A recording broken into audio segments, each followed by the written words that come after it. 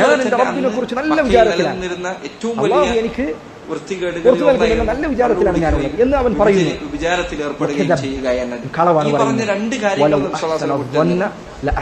അവരുടെ സംസ്കാരത്തിന്റെ ഭാഗമാണ്. നല്ല വിചാരമുള്ളവനായിരുന്നു എങ്കിൽ അവന്റെ പ്രവർത്തനം അവൻ നന്നാക്കുമായിരുന്നു. മദ്യം കഴിച്ചിരുന്നു. എന്താ നീ അള്ളാഹിനെ കുറിച്ച് വിചാരിക്കുന്നത്? അതോടൊപ്പം വൃത്തികേടും എല്ലാ തോന്നിവാസവും ചെയ്തതിനു ശേഷം ഈ നജസുകളുമായി അള്ളാഹുവിന്റെ അരികിലേക്ക് കയറി ചെന്നാൽ നാളെ ശുദ്ധരായ സാലിഹീങ്ങളായ ശുഹദാക്കളായ പരിശുദ്ധരായ നബിമാരോടും സിദ്ദീഖുകളോടൊപ്പം അള്ളാഹുവിനെ എത്തുന്ന അവരോടുള്ള രീതിയാണ്.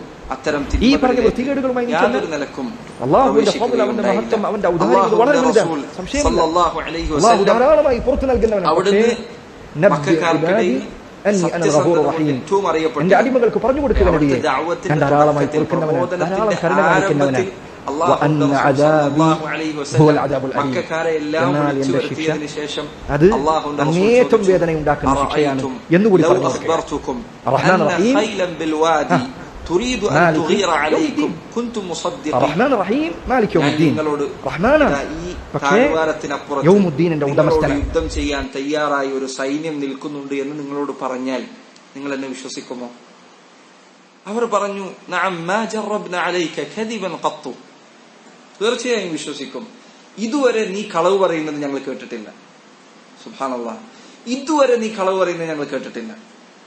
ഒരിക്കൽ പോലും മുഹമ്മദ് ഒരു കളവ് പറഞ്ഞത് മക്കക്കാർ കേട്ടിട്ടില്ല. അത്രമാത്രം മുഹമ്മദ് നബി സല്ലല്ലാഹു അലൈഹി വസല്ലം അവർക്ക് വിശ്വാസമായിരുന്നു. അബൂ സുഫിയാൻ, അദ്ദേഹം പിന്നീടാണ് സഹാബിയാകുന്നത്. ആദ്യ കാലഘട്ടത്തിൽ അദ്ദേഹം മുശ്രിക്കായിട്ടാണ് ജീവിച്ചത്.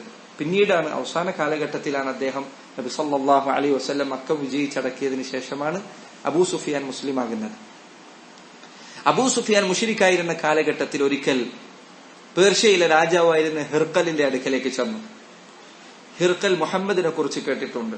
മക്കയിൽ നിന്ന് ചില ആളുകൾ വന്നിട്ടുണ്ട് എന്നറിഞ്ഞപ്പോൾ അബൂ സുഫിയാനെയും കൂട്ടരെയും ഹിർക്കൽ വിളിച്ചു വരുത്തി. എന്നിട്ട് അവരോട് ചോദ്യങ്ങൾ ചോദിച്ചു. ആ കൂട്ടത്തിൽ ഹിർക്കൽ ഒരു ചോദ്യം ചോദിച്ചു. അദ്ദേഹം ചോദിച്ചു, ഹൽ കുൻതും തത്തഹിമൂനഹു ബിൽ കദിബി അൻ യഖൂല ഖബ്ല അൻ യഖൂല മാ ഖാൽ. മുഹമ്മദ് ഇപ്പോൾ പറഞ്ഞുകൊണ്ടിരിക്കുന്ന ഈ വാദം, അത് പറയുന്നതിന് മുൻപ് എപ്പോഴെങ്കിലും ഒരിക്കലെങ്കിലും മുഹമ്മദ് ഒരു കളവ് പറഞ്ഞത് നിങ്ങൾ കണ്ടിട്ടുണ്ടോ? അബൂ സുഫിയാൻ പറഞ്ഞു, ഇല്ല, ഒരിക്കലും മുഹമ്മദ് കളവ് പറഞ്ഞിട്ടില്ല. അദ്ദേഹം പറയുന്നത്, അബൂ സുഫിയാൻ മുന്നിലാണ് ഇരിക്കുന്നത്, ബാക്കി എല്ലാവരും ബാക്കിലാണ്. അബൂ സുഫിയാൻ പറയാൻ, ഞാനെങ്ങാനും മുഹമ്മദിന്റെ മേൽ കളവ് പറഞ്ഞു കഴിഞ്ഞാൽ പിന്നിലുള്ള ആളുകൾ എന്നെ ആക്ഷേപിക്കുമോ എന്ന പേടിയില്ലായിരുന്നെങ്കിൽ ഞാൻ കളവ് പറയുന്നു. പക്ഷെ അവരോട് കൂടിയാലോചിക്കാൻ ബാക്കിലേക്ക് തിരിഞ്ഞു നോക്കാൻ പറ്റില്ല. ഹിർക്കൽ നേരെ ചോദിച്ചുകൊണ്ടിരിക്കാൻ, അവരെല്ലാവരും ബാക്കിലാണ്. അപ്പൊ കൂടിയാലോചിക്കാൻ വയ്യ, കളവ് പറയണോ വേണ്ടെന്ന് അറിയാൻ വേണ്ടിയിട്ട്. അതുകൊണ്ട് ഞാൻ അവരോട് സത്യം പറഞ്ഞു, മുഹമ്മദ് ഒരിക്കൽ പോലും കളവ് പറഞ്ഞിട്ടില്ല.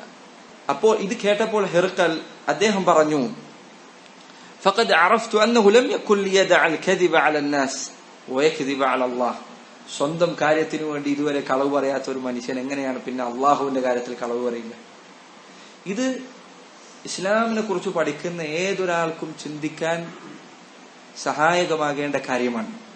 അള്ളാഹുവിന്റെ റസൂൽ സല്ലല്ലാഹു അലൈഹി വസല്ലം ഒരിക്കൽ പോലും അവിടുന്ന് കളവ് പറഞ്ഞതായി സ്ഥിരപ്പെട്ടിട്ടില്ല. ചരിത്രത്തിൽ ആ കാര്യം സംശയങ്ങൾക്ക് ഇട നൽകാത്ത വിധം സ്ഥിരപ്പെട്ട കാര്യമാണ്. നബി സല്ലല്ലാഹു അലൈഹി വസല്ലമയുടെ ജീവിതം അത്ര കൃത്യമായി രേഖപ്പെടുത്തപ്പെട്ടതാണ്. ഒരിക്കൽ പോലും തമാശക്ക് പോലും ആയിരക്കണക്കിന് നബി സല്ലല്ലാഹു അലൈഹി വസല്ലമയുടെ ഹദീസുകളിൽ ഒന്നിൽ പോലും റസൂലുള്ള തമാശക്കെങ്കിലും ഒരു കളവ് പറഞ്ഞ് സ്ഥിരപ്പെട്ടിട്ടില്ല. അങ്ങനെ ഒരു മനുഷ്യൻ ജീവിതകാലം മുഴുവൻ സത്യം പറഞ്ഞ ഒരാൾ എങ്ങനെയാണ് ലോകങ്ങളുടെ സൃഷ്ടാവായ അള്ളാഹുവിനെ കുറിച്ച് കളവ് പറയുക? എങ്ങനെയാണ് പരലോകമുണ്ട് എന്ന് കളവ് പറയുക? എങ്ങനെയാണ് മക്കക്കാരെല്ലാവരും അൽ അമീൻ എന്ന് ഒരുമിച്ച് വിളിച്ച ഒരു മനുഷ്യൻ നാട്ടിൽ നിന്ന് പുറത്താക്കപ്പെട്ടിട്ടും ഒരു കളവിനു വേണ്ടി ഉറച്ചു നിൽക്കുക? എങ്ങനെയാ ഒരാൾക്കത് സാധിക്കുക? ഒരിക്കലും സാധിക്കുകയില്ല. റസൂലുള്ളാഹിയുടെ ജീവിതം പരിശോധിക്കുന്ന ഏതൊരാൾക്കും ഇസ്ലാം സ്വീകരിക്കുക എന്നതല്ലാത്ത മറ്റൊരു വഴിയും അയാളുടെ മുന്നിൽ കാണാൻ സാധിക്കുകയില്ല. ശരി, അതുപോലെ തന്നെ നബി സല്ലല്ലാഹു അലൈഹി വസല്ലം അവിടുന്ന് ജാഹിലിയ കാലഘട്ടത്തിൽ ഉപേക്ഷിച്ച കാര്യങ്ങളിൽ ഒന്നാണ്, അല്ലെങ്കിൽ റസൂലുള്ളാഹിക്ക് പഠിപ്പിക്കപ്പെടാത്ത കാര്യങ്ങളിൽ ഒന്നായിരുന്നു കവിത എന്നത്. അറബികൾ കവിതയിൽ അറിയപ്പെട്ട ആളുകളാണ്. അവരുടെ ചരിത്രത്തിൽ തന്നെ ഏറ്റവും നല്ല കവിതകളാണ് 7 മുഅല്ലഖാത്തുകൾ. അത് കഅബയുടെ ചുവരിൽ അവർ എഴുതി വെക്കുമായിരുന്നു. അറബി ചരിത്രത്തിൽ അതുപോലെയുള്ള കവിതകൾ മറ്റൊന്ന് രചിക്കപ്പെട്ടിട്ടില്ല. അത്ര മനോഹരമായ കവിതകൾ, സാഹിത്യത്തിൽ ഏറ്റവും മുന്നിലായിരുന്നു അവര് ഫഖർ നടിച്ചിരുന്ന കാര്യങ്ങളിൽ ഒന്ന് അവരുടെ ഭാഷയായിരുന്നു. അതുകൊണ്ടാണ് അനറബികൾക്ക് നൽകിയ പേര് ആജിം എന്നാണ്. ആജിം എന്ന് പറഞ്ഞാൽ ഉജ്മത്തുൽ ലിസാൻ എന്ന് പറഞ്ഞാൽ ശരിക്ക് നാവിന് സംസാരിക്കാൻ കഴിവില്ലാത്ത അവസ്ഥക്കാണ് ഇത് പറയാൻ. അതായത് അറബികൾ അവർ സ്വയം കണ്ടിരുന്നത് അറബികളല്ലാത്ത ആളുകൾ അവർക്ക് സംസാരിക്കാൻ കഴിയില്ല എന്നാണ്. ഒരാളുടെ ഭാഷ എന്ന് പറഞ്ഞാൽ എന്താണ്? ഹൃദയത്തിലുള്ള വികാരങ്ങൾ നാവിലെത്തിക്കാൻ പറ്റാന്നുള്ളതാണ്. അതിന് അറബിയെ പോലെ കഴിയുന്ന മറ്റൊരു ഭാഷയില്ല. അറബി ഭാഷയിലുള്ള അവരുടെ കഴിവിന്റെ കാഠിന്യം കാരണം അനറബികൾക്ക് അവർ നൽകിയ പേര് ശരിയായ മലയാളം പറയുകയാണെങ്കിൽ പൊട്ടന്മാരെന്നാണ്, സംസാരിക്കാൻ പറ്റാത്ത ആൾക്കാർ. അപ്പൊ അവർ കണ്ടിരുന്നത് അനറബികൾ എന്ന് പറഞ്ഞാൽ അവർക്ക് ഭാഷ അറിയില്ല എന്നാണ്. അത്ര അവർ ഫഖർ നടിച്ചിരുന്ന കാര്യമാണ് കവിത എന്നത്, അവരുടെ ഭാഷ എന്നത്. പക്ഷേ പൊതുവെ അവർക്കിടയിലെ കവികൾ എല്ലാ തിന്മകളുടെയും നേതാക്കന്മാരായിരുന്നു. എല്ലാ ഹറാമുകളിലും നടക്കുന്ന ആളുകൾ, എല്ലാ വൃത്തികേടുകളിലും അവരെ കാണാൻ സാധിക്കും. കവികളുടെ അന്നത്തെ കാലഘട്ടത്തിൽ എഴുതപ്പെട്ട കവിതകൾ വായിക്കുക എന്ന് പറഞ്ഞാൽ അത്ര വൃത്തികേടുകൾ നിറഞ്ഞതാണ്. വായിച്ച് അതിന് അർത്ഥം പറയുക എന്നത് അത്ര പ്രയാസകരമാണ്. കാരണം സ്ത്രീയെ വർണ്ണിക്കലും മദ്യത്തെ വർണ്ണിക്കലും മോശമായ കാര്യങ്ങളും ഹറാമായ കാര്യങ്ങളും എല്ലാ മ്ലേച്ഛതകളും അവരുടെ കവിതകളിൽ കാണാമായിരുന്നു. അതുകൊണ്ട് തന്നെ കവികൾ പൊതുവെ അന്നത്തെ കാലഘട്ടത്തിൽ മോശക്കാരായി അറിയപ്പെട്ട ആളുകളാണ്. അള്ളാഹുവിന്റെ റസൂൽ സല്ലല്ലാഹു അലൈഹി വസല്ലമയാകട്ടെ അവിടത്തേക്ക് കവിത വഴങ്ങിയിരുന്നില്ല. അള്ളാഹു സുബ്ഹാനഹു വ തആല റസൂലുള്ളാഹിയെ സംരക്ഷിച്ച രൂപങ്ങളിൽ ഒന്നായിരുന്നു അത്. ഖുർആനിൽ തന്നെ അക്കാര്യം പറഞ്ഞിട്ടുണ്ട്. അള്ളാഹു പറഞ്ഞു, വമാ അല്ലംനാഹു അശ്ശിഅറ വമാ യൻബഗി ലഹു. നാം അവിടത്തേക്ക് കവിത പഠിപ്പിച്ചു കൊടുത്തിട്ടില്ല, അത് അവിടത്തേക്ക് യോജിക്കുകയുമില്ല. കവിത റസൂലുള്ളാഹിക്ക് യോജിക്കില്ലായിരുന്നു. ഒരിക്കൽ ചില റിവായത്തുകളിൽ വന്നതായി കാണാം, റസൂലുള്ളാഹി ഒരിക്കൽ ഒരു കവിത പറയാൻ ശ്രമിച്ചു, അതാകെ പഴച്ചുപോയി. അബൂബക്കർ സിദ്ദീഖ് റളിയല്ലാഹു അൻഹു പറഞ്ഞു, അള്ളാഹുവിന്റെ റസൂലെ, നിങ്ങൾക്കിത് യോജിക്കുകയില്ല. കവിത അവിടത്തേക്ക് നാവിന് വഴങ്ങിയിരുന്നില്ല. നബി സല്ലല്ലാഹു അലൈഹി വസല്ലമയുടെ ഭാര്യയായ ആയിഷ റളിയല്ലാഹു അൻഹ, അവരോട് ഒരിക്കൽ സഹാബികളിൽ ചിലർ ചോദിച്ചു, അള്ളാഹുവിന്റെ റസൂൽ സല്ലല്ലാഹു അലൈഹി വസല്ലം അവിടത്തേക്ക് കവിത കേൾക്കുന്നത് ഇഷ്ടമായിരുന്നു. അപ്പോൾ അവർ പറഞ്ഞു, കാന അബ്ഗദൽ ഹദീസി ഇലൈഹി, അത് അവിടത്തേക്ക് ഏറ്റവും വെറുപ്പുള്ള വിഷയമായിരുന്നു. കവിത എന്നത് റസൂലുള്ളാഹിക്ക് ഏറ്റവും വെറുപ്പുള്ള കാര്യമായിരുന്നു. എന്നാൽ ഈ പറഞ്ഞതിന്റെ അർത്ഥം എല്ലാ കവിതകളും മോശമാണ്, കവിതകൾ പാടില്ല എന്നല്ല. നബി സല്ലല്ലാഹു അലൈഹി വസല്ലം ചില സന്ദർഭങ്ങളിൽ ചില കവിതകൾ കേട്ടിട്ടുണ്ട്, ഹിക്മത്തുള്ള കവിതകൾ. റസൂലുള്ളാഹി പറഞ്ഞു, ഇന്ന ബിനൽ ബയാനി ലസിഹ്റ വ ഇന്ന മിനശ് ശിഅരി ലഹിക്മ. സംസാരത്തിൽ ഒരു മാസ്മരികതയുണ്ട്, ആളുകളെ മയക്കുന്ന ഒരു മാസ്മരികത സംസാരങ്ങളിലുണ്ട്. ചില ആളുകളുടെ പ്രസംഗങ്ങൾ കേട്ട് കഴിഞ്ഞാൽ ഹക്ക് ബാത്തിലായി തോന്നും, ബാത്തിൽ ഹക്കായി തോന്നും. സംസാരത്തിന്റെ കഴിവാണത്. വ ഇന്ന മിനശ് ശിഅരി ലഹിക്മ. അതുപോലെ തന്നെ കവിതയിൽ ചിലപ്പോൾ ചില യുക്തികൾ ഉണ്ടായിരിക്കും. റസൂലുള്ള ചില സമയത്ത് കവിതകൾ കേട്ടിട്ടുണ്ട്. അല്ല, അള്ളാഹുവിന്റെ റസൂലിന് അവിടുത്തെ ആക്ഷേപിക്കുന്ന ആളുകൾക്ക് മറുപടി പറയാൻ ഏൽപ്പിക്കപ്പെട്ട ഒരു സഹാബി ഉണ്ടായിരുന്നു, ഹസ്സാൻ ഇബ്നു സാബിത്ത് റളിയല്ലാഹു അൻഹു. അവിടുത്തോട് റസൂലുള്ള പറയുമായിരുന്നു, ഉഹ്ജു യാ ഹസ്സാൻ, ഹസ്സാൻ നീ മുശ്രിക്കുകളെ ആക്ഷേപിച്ചുകൊണ്ട് കവിത എഴുതുക. റസൂലുള്ളാഹിയെ കളിയാക്കിക്കൊണ്ട് മുശ്രിക്കുകൾ കവിത എഴുതും.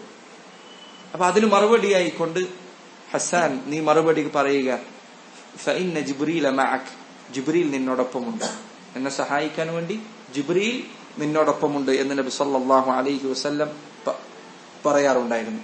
ചുരുക്കത്തിൽ അള്ളാഹുവിന്റെ റസൂൽ സല്ലല്ലാഹു അലൈഹി വസല്ലം അവിടത്തേക്ക് കവിത യോജിച്ചിരുന്നില്ല.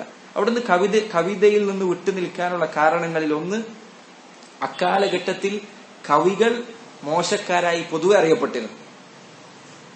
അങ്ങനെ പൊതുവെ അറിയപ്പെട്ട ഒരു സമൂഹത്തിൽ അവരോട് സാദൃശ്യമുള്ളവനായി മാറുക എന്നത് നബി സല്ലല്ലാഹു അലൈഹി വസല്ലമയുടെ കാര്യത്തിൽ യോജിക്കുന്നതല്ല. അത് നമ്മൾ ശ്രദ്ധിക്കേണ്ട കാര്യമാണ്. ചിലപ്പോൾ ചില കാര്യങ്ങൾ അനുവദനീയായിരിക്കും, പക്ഷെ അത് പൊതുവെ ചെയ്യുന്നത് വൃത്തികെട്ട ആളുകളായിരിക്കും. അങ്ങനെയാണെങ്കിൽ സംസ്കാരമുള്ള ഈമാനുള്ള ആളുകൾ അതിൽ നിന്ന് വിട്ടുനിൽക്കണം. ചില കാര്യങ്ങൾ അനുവദനീയമായ കാര്യമായിരിക്കും, പക്ഷെ അത് പൊതുവെ നാട്ടിൽ ചെയ്യുന്നത് ചിലപ്പോൾ അത്ര സംസ്കാരമില്ലാത്ത ആളുകളായിരിക്കും. അത് അവരുടെ ഒരു അടയാളമായി മാറിയിട്ടുണ്ടാവും, ഫുസാക്കുകളുടെ അടയാളമായി മാറിയിട്ടുണ്ടാവും. ഉദാഹരണത്തിന് ചില വസ്ത്രങ്ങൾ, അത് അടിസ്ഥാനപരമായി ചിലപ്പോൾ അനുവദനീയായിരിക്കും. പക്ഷെ നാട്ടിൽ അത് പൊതുവെ ധരിക്കുന്നത് തെമ്മാടികളായ ആളുകളായിരിക്കും. അങ്ങനെയാണെങ്കിൽ ഈമാനുള്ള ആളുകൾ അത് ധരിക്കാൻ പാടില്ല.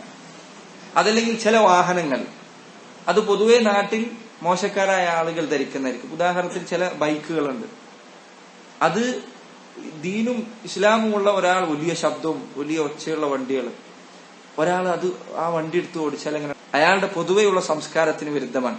നാട്ടിൽ ഖൈറിന്റെ നന്മയുടെ ആളുകൾ എങ്ങനെയാണോ നടക്കുന്നത് അങ്ങനെയാണ് ഒരു മുസ്ലിം നടക്കേണ്ടത്. അത് ഇസ്ലാമിലെ മര്യാദകളിൽപ്പെട്ടത്. അതിനാണ് മുറുഅത്ത് എന്ന് പറയാം. മുറുഅത്ത് എന്ന് പറഞ്ഞാൽ ചിലപ്പോൾ ഇസ്ലാമിൽ അനുവദനീയമായ കാര്യങ്ങളായിരിക്കും, പക്ഷേ നാട്ടിൽ നന്മയുള്ള ആളുകൾ ചെയ്യാത്തത് കൊണ്ട് ഒരു മുസ്ലിം അതിൽ നിന്ന് വിട്ടു നിൽക്കേണ്ടി വരും. അത് അവന്റെ ഈമാനിന്റെ പൂർണ്ണതയുടെ ഭാഗമാണ്. അപ്പോ ഷിഅർ അതിൽ നിന്ന് റസൂലുള്ളാഹി വിട്ടു നിൽക്കാനുള്ള കാരണങ്ങളിൽ ഒന്ന്, റസൂലുള്ളാഹിയുടെ കാലഘട്ടത്തിൽ സല്ലല്ലാഹു അലൈഹി വസല്ലം പൊതുവെ കവികൾ തിന്മയുടെ ആളുകളായി അറിയപ്പെട്ടിരുന്നു. അള്ളാഹുവിന്റെ റസൂലാകട്ടെ ആ ഗണത്തിലേക്ക് ചേർക്കപ്പെടുക എന്നത് അവിടത്തേക്ക് യോജിച്ചതായിരുന്നില്ല. ഒന്ന്. രണ്ടാമത്തെ കാര്യം, ഖുർആൻ അറബികളുടെ ചരിത്രത്തിൽ എല്ലാ സാഹിത്യങ്ങളെയും തകർത്ത് കളയുന്ന സാഹിത്യമാണ് ഖുർആനിൽ ഉണ്ടായത്. അള്ളാഹുവിന്റെ റസൂലാകട്ടെ ഒരിക്കൽ പോലും കവിത പറഞ്ഞിട്ടില്ല. അവരുടെ സാഹിത്യത്തിൽ ഏറ്റവും മുൻപന്തിയിൽ നിൽക്കുന്ന കാര്യമാണ് കവിത. റസൂലുള്ള ഒരിക്കൽ പോലും ഒരു കവിത പറഞ്ഞിട്ടില്ല. അങ്ങനെയുള്ള ഒരു റസൂൽ, അങ്ങനെയുള്ള ഒരാൾ സാഹിത്യത്തെ അത്ഭുതപ്പെടുത്തുന്ന, അറബ് സാഹിത്യത്തിന്റെ ചരിത്രത്തിൽ ഒരിക്കൽ പോലും വന്നിട്ടില്ലാത്ത ഒരു കാര്യവുമായി വരിക എന്നത് ഇത് മുഹമ്മദ് നബി സല്ലല്ലാഹു അലൈഹി വസല്ലമ എഴുതി ഉണ്ടാക്കിയതല്ല എന്നതിന് ഏറ്റവും വലിയ തെളിവുകളിൽ ഒന്നാണ്. ശരി, അപ്പോൾ പറഞ്ഞു വന്നത്, അള്ളാഹുവിന്റെ റസൂൽ സല്ലല്ലാഹു അലൈഹി വസല്ലം അവിടുത്തെ ഈ കാലഘട്ടത്തിൽ എല്ലാ മ്ലേച്ഛതകളിൽ നിന്നും അങ്ങേയറ്റം അകന്നു നിന്നിരുന്നു. അതുകൊണ്ട് സഹോദര, നമ്മുടെ റസൂലിനെ നാം പിൻപറ്റാൻ ആഗ്രഹിക്കുന്നുണ്ടെങ്കിൽ നമ്മൾ ഒരിക്കലും എന്റെ ചുറ്റുപാടുള്ള ആളുകൾ മോശമാണ് എന്ന് പറയാതിരിക്കാം. എന്റെ വീട് അങ്ങനെയാണ്, എന്റെ അയൽവാസികൾ ഇങ്ങനെയാണ്, എന്റെ കൂട്ടുകാരിങ്ങനെയാണ്, എന്റെ നാടിങ്ങനെയാണ്. ഇതൊന്നും അള്ളാഹുവിനെ ഇബാദത്ത് ചെയ്യാൻ, നന്മയിൽ ഉറച്ചു നിലകൊള്ളാൻ നിനക്ക് തടസ്സമല്ല. കാരണം ഏറ്റവും മോശമായ സമൂഹത്തിൽ നമ്മുടെ റസൂൽ സല്ലല്ലാഹു അലൈഹി വസല്ലം ഏറ്റവും നല്ലവരായി ജീവിച്ചു കാണിച്ചു തന്നിട്ടുണ്ട്. അതുകൊണ്ട് നീ ഒരിക്കലും പറയരുത് എന്റെ ചുറ്റുപാട് ഇങ്ങനെയാണ്, അതുകൊണ്ട് ഞാൻ ഇങ്ങനെയാണ് എന്ന് പറയരുത്. ഉമർ ഇബ്നുൽ ഖത്താബ് റളിയല്ലാഹു അൻഹു അദ്ദേഹം പറഞ്ഞതുപോലെ, വലാ തകൂനു ഇമ്മഅ, നിങ്ങൾ കൂടികളാവരുത്. ജനങ്ങൾ എങ്ങനെയാണോ അതുപോലെ അങ്ങനെയാവരുത്. ജനങ്ങൾ നന്നായാൽ നീ നന്നാവുക, ജനങ്ങൾ മോശമായാൽ നീ മോശമാവുക, അങ്ങനെ ആവാൻ പാടില്ല. മറിച്ച് നിനക്ക് നിന്റേതായ ദീനും സ്വഭാവവും സംസ്കാരവും നന്മകളും ഉണ്ടായിരിക്കണം, ജനങ്ങൾ മോശമായാലും ഇല്ലെങ്കിലും. അതൊരു മുസ്ലിമിന്റെ അടയാളങ്ങളിൽപ്പെട്ടത്. അതുകൊണ്ട് ഒരിക്കലും അവൻ എന്ത് പറയരുത്, അവൻ ചെയ്തതുകൊണ്ട് ഞാനും ചെയ്തു എന്ന് പറയരുത്. അവൻ ചെയ്യട്ടെ, ചെയ്യാതിരിക്കട്ടെ, നിനക്ക് നിന്റെ വടിയുണ്ട്. അത് നബി സല്ലല്ലാഹു അലൈഹി വസല്ലമയുടെ ചരിത്രത്തിൽ നിന്ന് പഠിക്കാൻ സാധിക്കുന്ന പാഠമാണ്. റസൂലുള്ളാഹിയുടെ സീറയിൽ ചരിത്രത്തിൽ പറയപ്പെട്ട ഒരു സംഭവമാണ് ഹർബുൽ ഫിജാർ. ഹർബുൽ ഫിജാർ എന്ന് ഹർബ് എന്നാൽ യുദ്ധം. ഹർബുൽ ഫിജാർ എന്നാൽ ഖുറൈശികൾക്ക് ഇടയിൽ നടന്ന ഒരു യുദ്ധമാണ്, അല്ലെങ്കിൽ മക്കക്കാർക്കിടയിൽ നടന്ന ഒരു യുദ്ധമാണ്. അതിന് കാരണമായത് ഖുറൈശികളുടെ കൂട്ടത്തിൽപ്പെട്ട ഒരാളെ ചിലർ കൊന്നു എന്നതാണ്. പിന്നെ അതിന് പകരം വീട്ടുന്നതിനു വേണ്ടിയാണ് ഈ യുദ്ധം ആരംഭിക്കുന്നത്. ഹർബുൽ ഫിജാർ നബി സല്ലല്ലാഹു അലൈഹി വസല്ലമക്ക് 15 വയസ്സുള്ളപ്പോഴാണ് ഈ യുദ്ധം ആരംഭിക്കുന്നത്. റസൂലുള്ളാഹിക്ക് 20 വയസ്സുള്ളപ്പോഴാണ് ആ യുദ്ധം അവസാനിക്കുന്നത്. 5 വർഷം ആ യുദ്ധം അവർക്കിടയിൽ നിലനിന്നിട്ടുണ്ട്. വളരെ ഒരു അർത്ഥമില്ലാത്തൊരു കാര്യത്തിന് വേണ്ടി തുടങ്ങിയ യുദ്ധമാണ്. ആ യുദ്ധം 5 കൊല്ലം മക്കയിലെ മുശ്രിക്കുകൾ 5 കൊല്ലം ഈ യുദ്ധത്തിൽ അവർ ഏർപ്പെട്ടിട്ടുണ്ടായിരുന്നു. നബി സല്ലല്ലാഹു അലൈഹി വസല്ലം ഈ യുദ്ധത്തിൽ നേരിട്ട് പങ്കെടുത്തിട്ടില്ല. എന്നാൽ അള്ളാഹുവിന്റെ റസൂൽ സല്ലല്ലാഹു അലൈഹി വസല്ലം അവർക്ക് അമ്പെത്തിച്ചു കൊടുത്തിരുന്നു. അവർക്ക് ഖുറൈശികൾ അവർക്ക് റസൂലുള്ളാഹി സല്ലല്ലാഹു അലൈഹി വസല്ലം അമ്പുകൾ എത്തിച്ചു കൊടുത്തിരുന്നു. പണ്ഡിതന്മാർ പറഞ്ഞത് അതിന് കാരണമായത്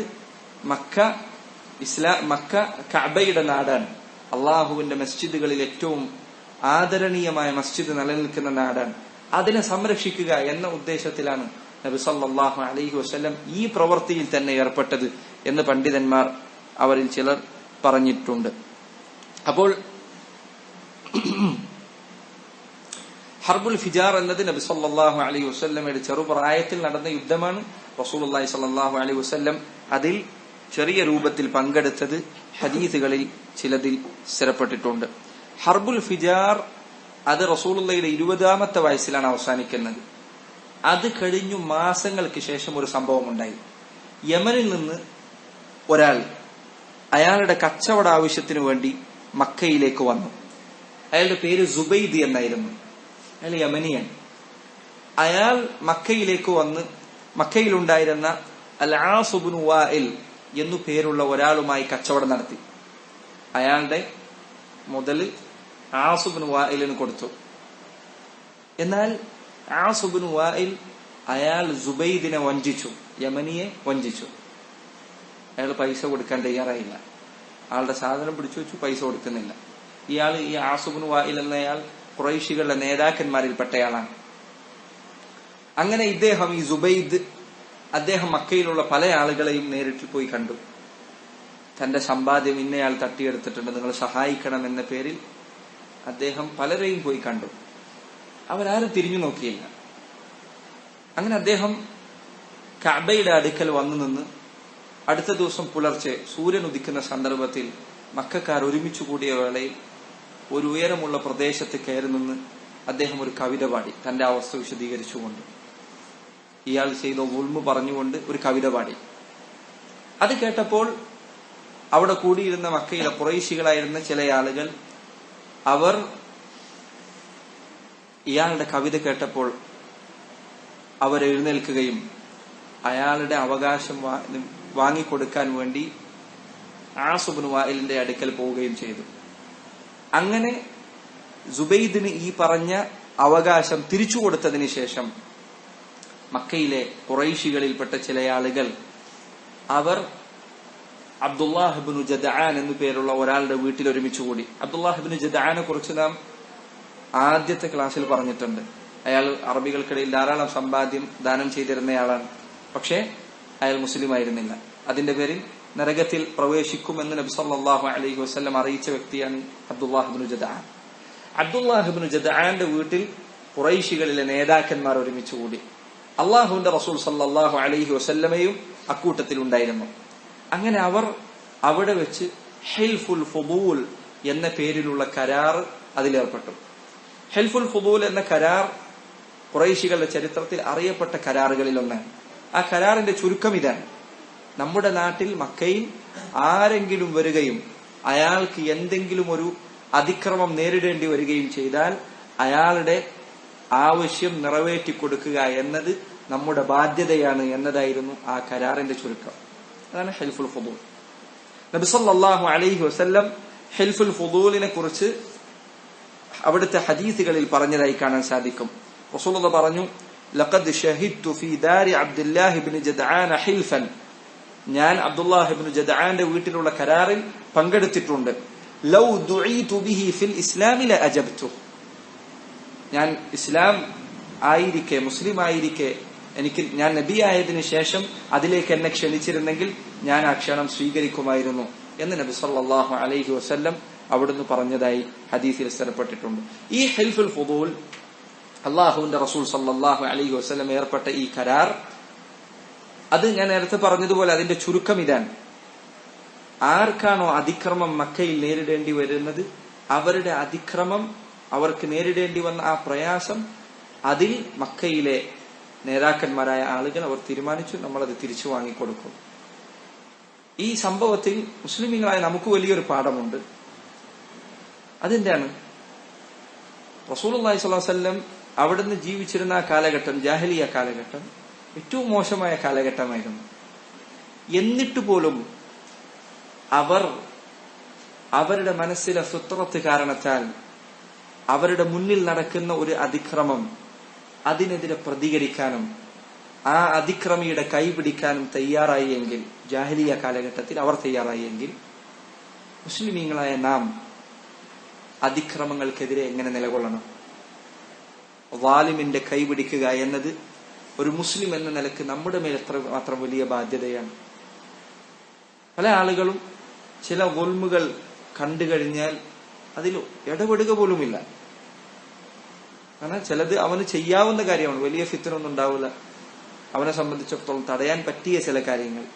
ഉദാഹരണത്തിന് യാത്രയിൽ ഉണ്ടാകുന്ന പല കാര്യങ്ങളും, സ്ത്രീകൾക്ക് അനുഭവിക്കേണ്ടി വരുന്ന പ്രയാസങ്ങൾ, ചില ആളുകൾ അവനവന്റെ കാര്യം നോക്കി മുണ്ടാതിരിക്കാനല്ലാതെ അവന് ഇടപെടാൻ സാധിക്കുന്ന കാര്യമാണെങ്കിൽ പോലും അതിലേക്ക് ഇടപെടില്ല. ഒരാൾ ഉപദ്രവിക്കപ്പെടുന്നത് കണ്ടാൽ, ഒരാൾ അന്യായമായി മർദ്ദിക്കുന്നത് കണ്ടാൽ ഒന്ന് അത് ചെയ്യാതിരിക്കുക എന്ന് പറയാനെങ്കിലും പലരും നാവ് പൊന്തിക്കില്ല. ഒക്കെ നിങ്ങൾ മക്കയിലെ ഖുറൈശികൾ അവർ ജാഹിലിയ കാലഘട്ടത്തിൽ ജീവിച്ചിരുന്നവരായിട്ട് കൂടി ദുൽമ് അതിനെതിരെ നിൽക്കാൻ, അതിക്രമത്തിനെതിരെ നിൽക്കാൻ അവരങ്ങനെ ചെയ്തിട്ടുണ്ടെങ്കിൽ ഇസ്ലാം ഉള്ള, ദീനുള്ള, ഈമാനുള്ള നമ്മൾ എപ്രകാരമായിരിക്കണം? വലിയ പാഠമാണ്.